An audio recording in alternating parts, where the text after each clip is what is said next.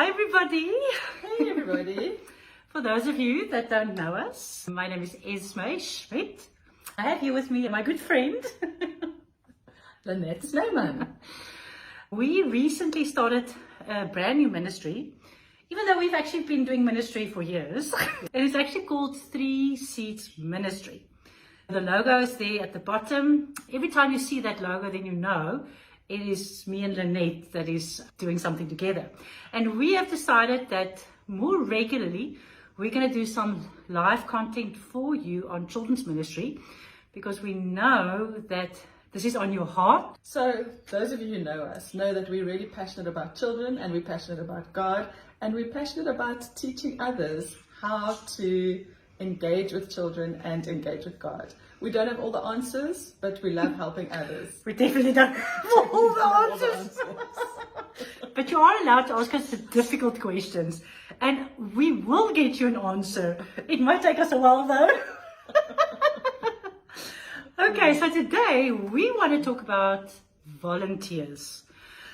Yes, I hear that sigh. I hear the frustration. Yeah, I think it's something in children's ministry that most people struggle with. Eh? I think it's really difficult now. And I think the reason maybe is because a volunteer is a volunteer. It's not like you're paying the person. Yeah. A person must have the heart for it. Yeah. So, and I know many of you are struggling with that. Am I right? Are you struggling to find volunteers? I think also children's church gets a bad rap. So children's church, often in the church, it's not very elevated, or some people just think it's babysitting. I mean, That's we right. know it's not babysitting. We know, but you're right. I think Yeah. that's a big misconception. And the other thing No. is that I remember when I was a school teacher, people thought they knew exactly what my job entailed because they went to school. Oh, really? So now, I think the same happens in our churches. Yeah. There's adults there that they went to children's church, so they think they know exactly what it looks like.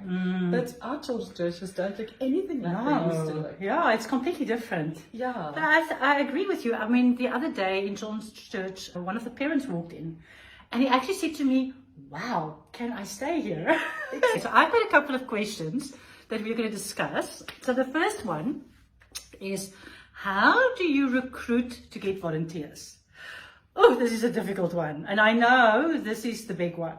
So Lynette, what suggestions do you have for us? Okay, so I think we've all done that thing where we stand in front of the church and we beg people to come and help us. But we don't And call tell it them- beg. We don't never That's call it exactly begging. what we are doing. We're basically begging, and we're saying how desperate we are, and that the situation, that we need so many people, and if we don't get them, then we're not going to be able to do those classes. We try threatening, whatever. That often doesn't work. No, it Sometimes never works. Sometimes you get people, but then in my experience, people then feel like they're doing you this huge favor, or otherwise they're doing it just because they feel guilty because they're not doing anything else in church. So you don't really want to build a team like that. No, you don't. You're right. You don't want to guilt trip people into coming to children's church. Exactly. Because they're not going to last long. No, they're not going to last. No. And you want a team that's actually going to last. Yeah. The best success that we had standing in the front doing something was we made this video once of what you think children's church looks like and what it actually looks like. Oh, that's cool. This was a very long time ago. I remember in one of the clips we got the one male teacher to stand on the stage and the children threw balls at him and he was there with his hand over his head, and he was saying, I think he eventually started crying or something, and he was saying that, you think that the children are brats and that there's going to be these huge discipline issues, and we looked at various, misbeliefs that people have around children's ministry. That was reasonably successful, but I found the very best way to recruit people is to pray and ask God to show you those people, and then approach people. And That's true. I've definitely found success that way. What can be difficult is because we often next door with the children, and we're not really with the church. We don't always know the people in the church. But I read an interesting article the other day, and the guy was saying, you don't only have to use your contacts. You've got other sources. You can use your friends. Now, I don't know about you, but Like sometimes your friends, when they see you coming on a Sunday, They run away. Yeah. So then just tell them you don't want them to come and serve in the children's ministry, but they know people that could possibly serve in the children's ministry. That's actually a good idea. That's a good idea. Then the best is your own teachers, your own team, because they know exactly what is entailed, and they hopefully are enjoying being there. So they've got people that they know. And then if you're on staff, church staff, or you can, even if you're not on church staff, you can approach the staff and say, all right, they are connected to everybody in the church. Who are the people that you could approach? But really praying about it and then going to the people that the Lord shows you. Yeah, I agree with that one. In fact, I've done that a lot. Another one that I've actually used that really works is to bring kids into church and to do some of the things we do in children's church. Yes. And the best one is praying for the sick. Because every time after that, I would have people come up to me and say, is this what you teach in children's church? Yes. And then their eyes are like this, and then they say they want to come and check it out. Yeah. Because many people have never seen children pray for the sick. So just them coming into the service and showing some of the things that they learn, that immediately gets people's attention. It breaks their preconceived ideas. Exactly. Of what children's church was like, or Sunday school was like when they were there. Yeah. And I think, you know, sometimes we don't want to boast and tell about how wonderful we are and the things we do. But with children's church, you actually need to tell people what happens there. Absolutely. I think sometimes we're just too silent. We don't tell the amazing stories of what happens on a Sunday. That's the other very important point. So when you're speaking to people, you need to be telling them about the good things that are happening, and you need to be speaking vision all the time. That's right. So you need to be, you can say, we are teaching the children to pray for the sick, and we can't wait to come and pray for you guys in church. Like sow the vision all the time, what you're working on. It doesn't mean that you've got it all right yet, but that is what you're working on. And keep speaking about what you are waiting for God to do, or what you're excited about seeing God do. Exactly. That's much better than standing in the front talking about how you're so desperate. Please, can somebody come and help you? Oh, that's so funny. and I think in the end, we all respond to vision. Yeah. That's what motivates us. And I remember when I became a children's pastor and I was working in East London, they gave me the opportunity to cast the vision of the children's church. And of course I thought, well, this is my one and only chance, because I don't know after this if I'm going to get people. So I put all my time and effort onto that specific presentation.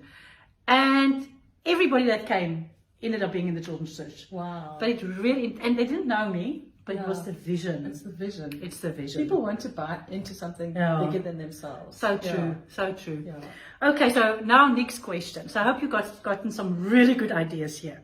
Okay, so now, how do you choose volunteers? Or maybe let's put it like this.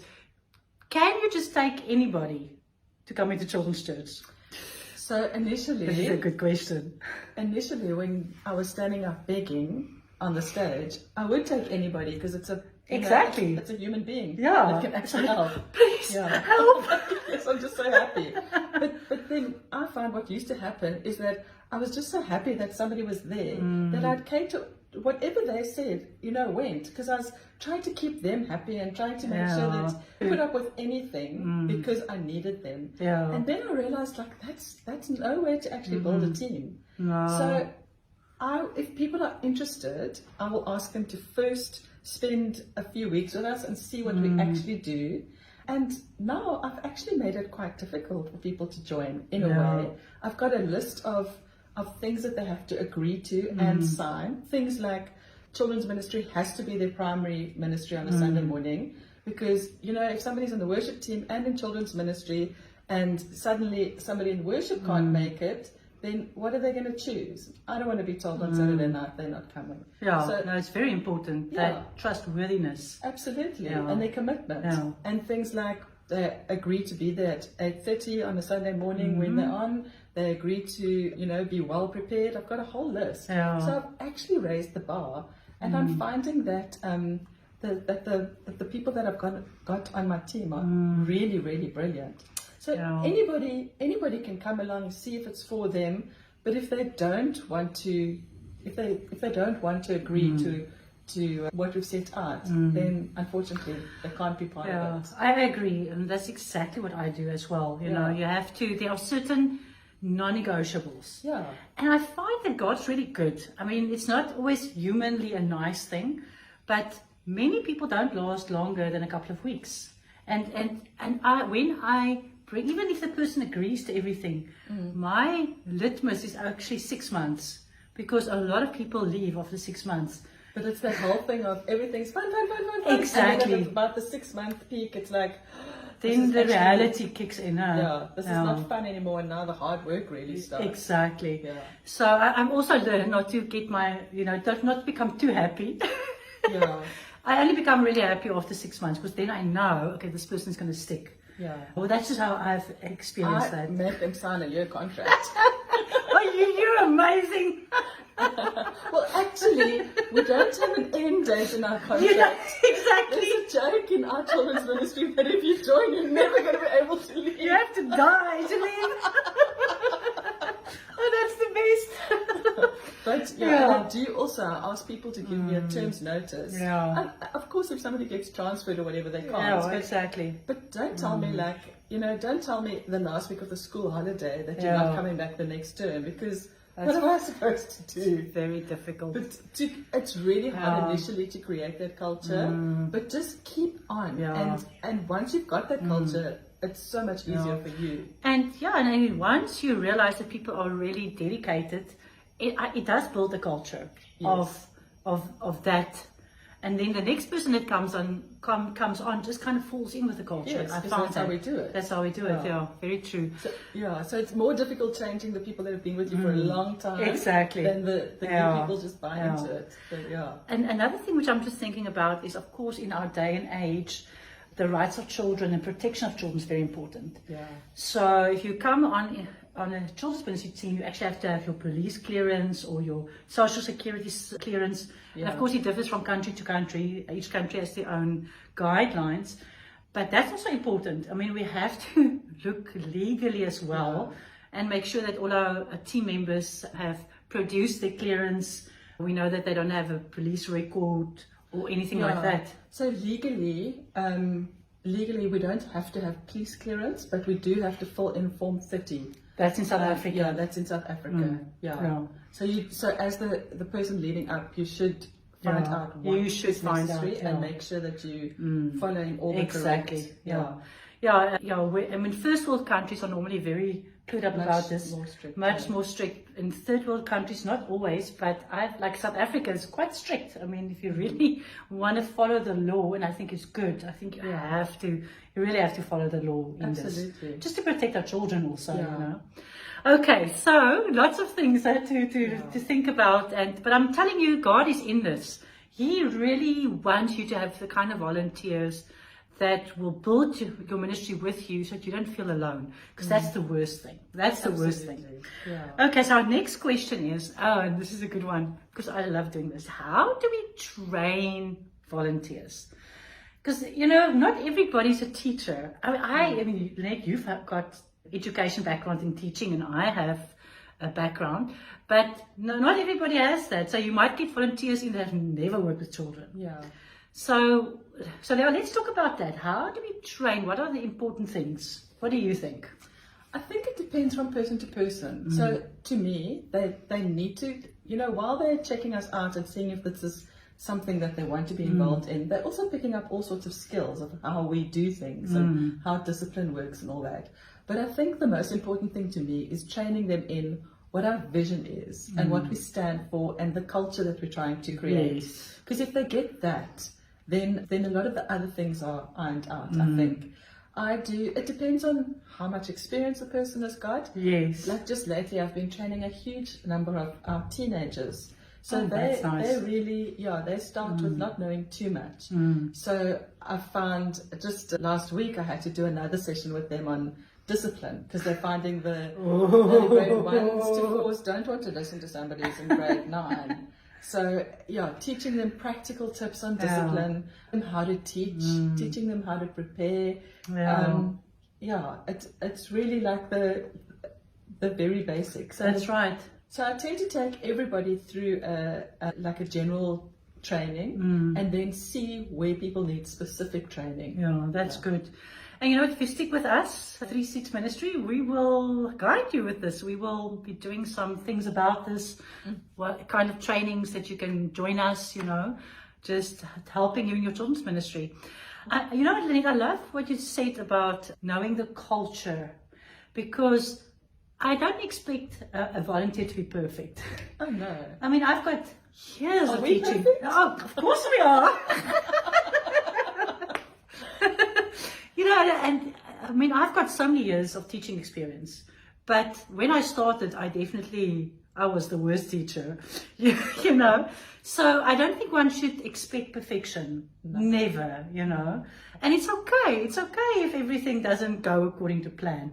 But if the heart is there and they love the children, and the children pick up that love, according to me, as long as the children want to come back the next week. Exactly. I mean, obviously we want them to be able to, we want them to be teaching the lesson and all that, but if all else fails, as long as the children want to come back the next week. Exactly. That's the big thing, because we are, especially with the young ones, we are setting the tone for their habits in the future. If they love coming to children's church, they're going to love coming to church one day. Exactly. Too.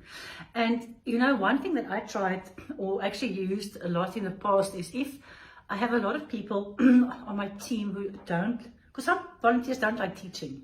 Yes. I've actually had that situation.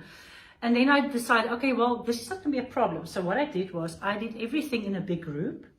But then when it got into the part where we do a craft or where we pray together, then I would separate them. And then the only thing that the volunteers had to learn was how to navigate that, how to do a craft with a small group, and how to pray in a small group. And I found that all those volunteers who so vehemently told me they never want to teach, they loved doing that. And interesting, doing that after a couple of months gave them the self-confidence to say, okay, right, they want to try teaching. So you must think creatively. You know, you have to work with what you've got, God gives you, and don't just throw in the towel if nobody says, if they all say that I want to teach. There's ways around this. Yeah, absolutely. You know, don't just think in one way. We have to kind of adapt according to the kind of volunteers. And another thing that I once got a lot of volunteers who are artists. That was interesting. And they all also said to me they don't want to teach. But what I did that year was I did a lot of prophetic art. Oh, wow. Yeah, so every couple of weeks another artist would come in. And we did that. We would spend a whole lesson just on that, but also during worship. So I had different artists scheduled for different weeks. And every Sunday during worship, a group of kids did prophetic art. That is amazing. I mean, it was just such a change in our culture. I love that. So again, work with who God gives you. There's really sometimes a reason why God gives you those specific people. Yeah, no, that's very good advice. No. And also, you know, you might have people, like you say, they want to serve, but sometimes there are people who will come and say, I can't be with you on a Sunday morning, but what else can I do? Exactly. That can maybe be the person who will do all your laminating during the week. Or there's lots of areas in children's ministry where people can serve that don't have to happen on a Sunday morning. Exactly. So. And for example, I once had a lady who loved crafts. So I said to her, okay, here's the lesson plan. Yeah, I know, they're the best person ever. And all she did was she designed the crafts, and she would pack them in these boxes, had labels on it saying lesson 1, lesson 2. That's fantastic. It was phenomenal. And she never came into children's church. So she always would come in the morning or on a Friday. She'd pack it in our cupboards, and I would come there on a Sunday. It would be all there. And she loved it. She thought of herself as being part of the children's ministry team, but she was never there on a Sunday. That's amazing. Yeah. So you can also find a person like that. Absolutely. All right. Last question. Actually, second last is, how do I take care of our volunteers? Ooh, that's a big one. Yeah, that's a big one. We want to keep our volunteers. Yeah, we definitely want to keep our volunteers. It helps so much. If if you continually have to restart with new people, it's very difficult to build. Very difficult. So if you can maintain a good number of volunteers, then your cultures are already there. So I was thinking about this. I think with me, I like to make sure that my volunteers know that I value their time. So I'm quite an organized person. So we have our meeting at the end of the term instead of the beginning of the term. Okay. Because the beginning of the term is always difficult especially for moms. It's a lot of things happening. A lot of things are happening. So we started having our meeting at the end of the term. And at that meeting, they'll get all their lessons for the next term. Okay, it does help seeing I've now written my curriculum. But it's a very good curriculum. I'm going to post the link. Get Lynette's curriculum. They'll get their book with all their lessons for the term. They'll get their schedule for the term so that they know that they are on every, which dates they're on. Yeah. Also, everything that they need for the lesson is provided for them. So if they need... That's very important. Yes, because let's face it, we've got very few people who aren't working in our teams. So people don't have a lot of time. So that's where your other lady or man who's got time, who can come in and prep those baskets or do all the photo studying or whatever you need done. That's where they are so valuable. Yeah. Because then the teacher, all she has to or he has to worry about is prepping the lesson, knowing the lesson, praying for the children, being spiritually prepared. They don't still have to cut out blue stars and get hold of sticking plaster and masking tape and run around between 8 o'clock and 9 or whenever the service starts. Yeah. Exactly. So I found that has been really good. Yeah. And then also I think doing things like trying to remember their birthdays and trying to connect with them, not around children's ministry, but just person to person. Yeah, just to have some things outside of children's ministry. Yeah, so I'm doing not some very, fun things. Yeah, I'm not very good at that, but it's an area where I'm really trying to get better. Yeah. That it's not just about children's ministry. Yeah, it's not about what you do in children's ministry, it's Absolutely. about who you are. Yeah, it's about who you are. Yeah. And I think the other thing that I always keep in mind is that volunteers are just volunteers. Now, of course, it's a bit easier maybe for us because we are full-time. So you might be watching and you're saying, but I'm also working and I'm running a children's church.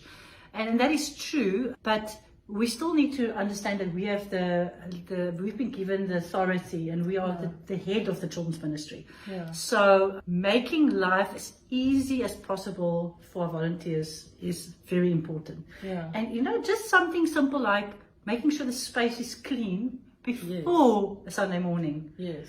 Because the worst thing you can do to a volunteer is they come into the venue and it's chaos. And then you must first clean up. You must first clean up. We've been there, hey? Oh my gosh. Because the problem is that everybody is antsy and you're spending all your time cleaning whilst you should be spending your time setting up, getting calm. Yeah. Being filled with joy, having fun, laughing, eating together as a team, and connecting. No, you're absolutely right. Yeah, so if you can, if it's possible, and it depends, of course, on what venue you're using. And also asking the teachers that are using those specific venues, like, how can I make this venue better for you?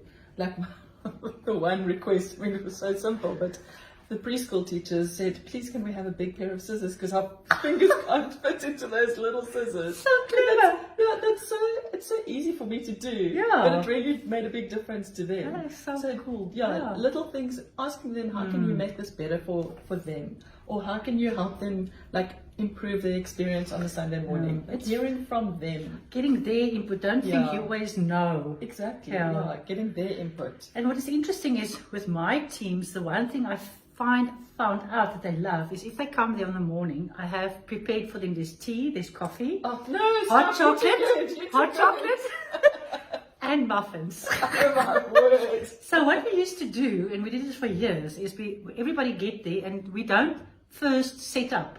We gather together and we have tea for about a half an hour. And oh my gosh, that was the best times, I must admit. Those times of sitting together like that, if you can. Yeah. But that's what worked for in my situation. That's what my teachers needed. And the reason why that worked so well was in that context, and this was now up till pre-COVID, Yeah. a lot of my team would come from far away. So we couldn't just gather together once a term even. Yeah. It was just too difficult for some people travel-wise. So the only time they could afford or find it in the schedule was on a Sunday. So I literally had to use the Sundays that they were there in order to have all my discussions. Yes. So, and I thought, you know what, then that's how it is. I'm not going to complain if they can't come to the meetings, but I must adapt to suit the context of my volunteers. And that was how I found, that was the best way to connect with them, is with the hot chocolate and the coffee and the tea. And who doesn't like food? Who doesn't like that? So, Lynette, do you have anything else you want to say about this before we go to the next question? I just think at every opportunity, remind the volunteers of what an amazing difference they're making, and what we're doing, what we're achieving. Yeah. That's right. Yeah. Okay, so I hope you're finding this interesting. I must say, I'm learning new things here. So nice to talk about this. Absolutely. We've never really spoken about Yeah, we this. haven't. We haven't. And, we all grapple with this. It's all, sometimes you go through seasons and it's easy. You have the volunteers and then you go through season like us at our church where we went, a lot of people left our church community post-COVID, and we kind of had to start from scratch again. So I'm there where some of you are. We're recruiting volunteers, so this is a good discussion to have. So Lynette, I just want to ask you, you have had some amazing volunteers that's been very loyal over many years. Many years. And I was just thinking, maybe you can give us some tips. I know it's difficult for you to kind of put it into words, but what do you think? Why are they so loyal? What would you say? Well, they would say it's because they were told that they're never allowed to leave. They signed the contract. Lynette, can we get that contract, please? I will post it below. So I asked some of my volunteers, what has made them stay? And really, I've been doing this for 24 years. I've got a couple who've been there for about 27 years. Wow. That's amazing. A lot of my team, I think the person that's been there for the least amount of time joined a couple of years before COVID. Wow. So, most of the people have been there for a really long time. And I can never remember how long they've been there. It's kind of like we were trying to work it out the other day.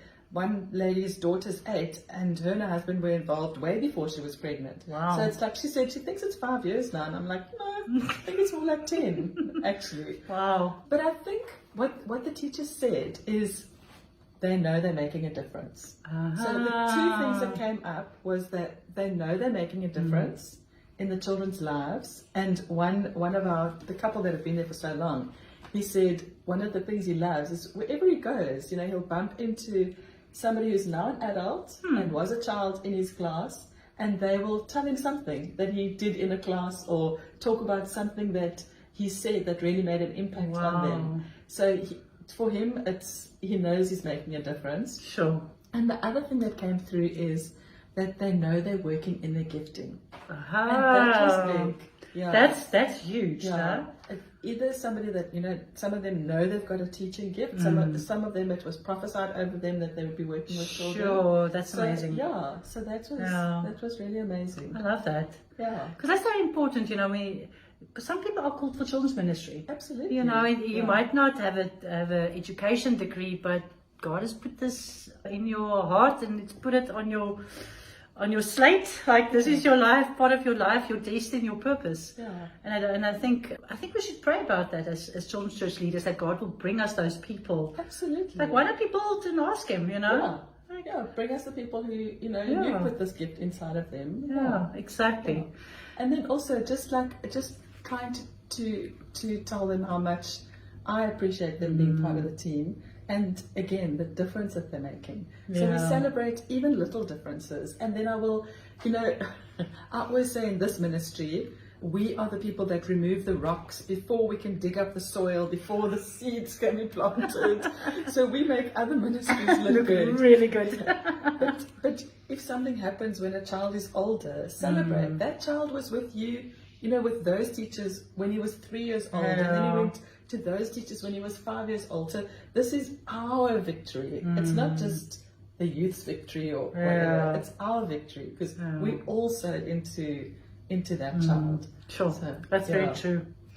Yeah. Encouraging. And also for the leader to remain passionate about what they're doing. That's true. Yeah. Because if you lose your passion, that's maybe the day you should really pray about maybe taking some time off or asking why, what. Yeah. But maybe that's a good discussion for another time. That's a completely separate thing. Yeah, very good. So it was wonderful to chat with you. If you have any specific questions for us, please post it, and we don't even mind doing another video to answer your questions. We'd love that. Also, if you have any other questions about children's ministry in general, it's also good to know what you are asking about, and we would love to do some more lives going forward about certain things that you need and would like us to discuss. So this was wonderful. Have a great day. Yep. And we'll see you again next month for another 3 Seeds discussion. Bye.